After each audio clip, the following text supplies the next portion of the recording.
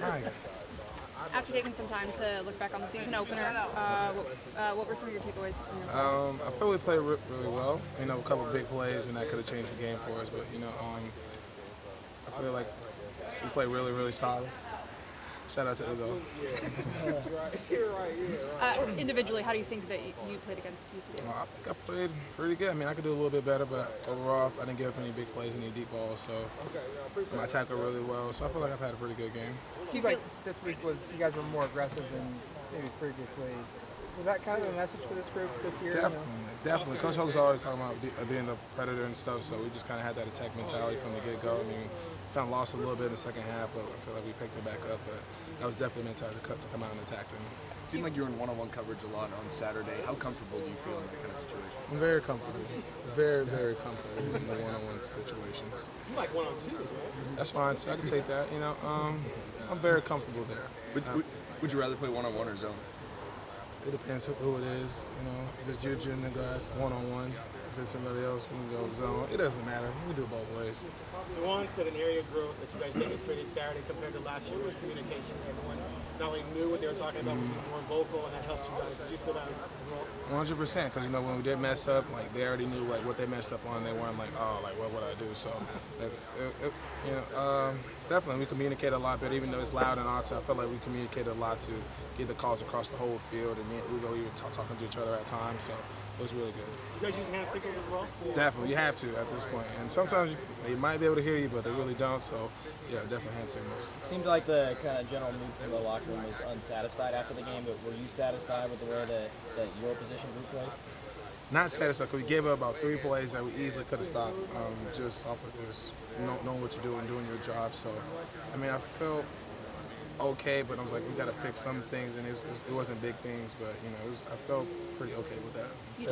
Were some of those things on the back end, the safeties, looked like there was some communication differences where the safeties didn't rotate fast enough and come over, and looked like they could have knocked balls away. Was that an area that was concerning? Yeah, we addressed that this week. The middle of the field safety has to do a way better job than we did last week. So, I mean, I don't think it was like them not communicating. They just weren't getting deep enough, fast enough, or knowing like to get out of the skies faster than they did.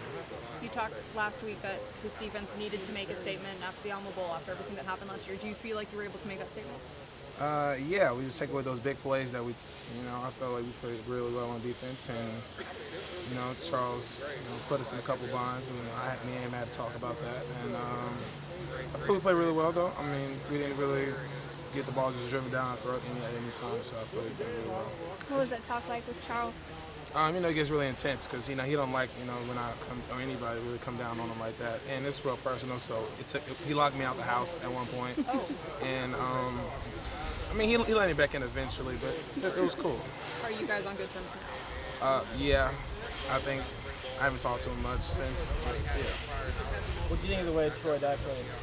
Baller. I mean, I didn't expect that at all. So I was really shocked, and I bowed down to him after the game. Yeah. We talked about communication. What were some of the other areas maybe you guys really improved on from last year? I felt that we tackled as the DB, like the secondary, a lot better than we did the first game. So that's just something we continue to focus on, just tackling in open space. Virginia lost to Richmond. I guess we're cool now. Any questions, Charles? No questions for him. Hey, am I riding with you or are you leaving me right now? You can leave. I'd rather go. Virginia's quarterback was the bright spot of their loss last week. What do you see in Virginia's offense?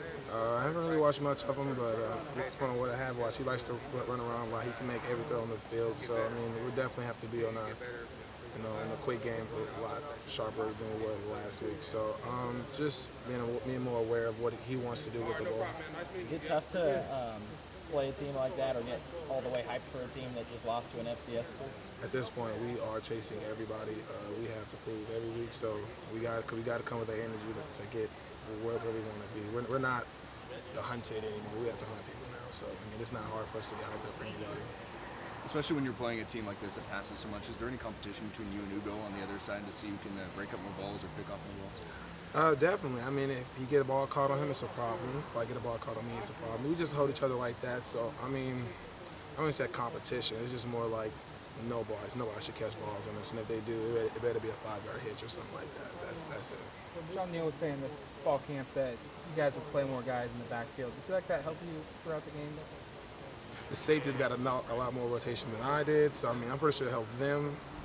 I didn't reap any of those things at all. I didn't get any of that. So for the safeties, I felt like it was good for them because they have to run around so much and get deep and like fit the run. So I guess it helped Tyree. He didn't get a little sluggish or like last year, we would like fall back a little bit. I felt it helped the energy. Aaron, you're one of the big personalities on this squad. Who are the other big personalities, defense or offense?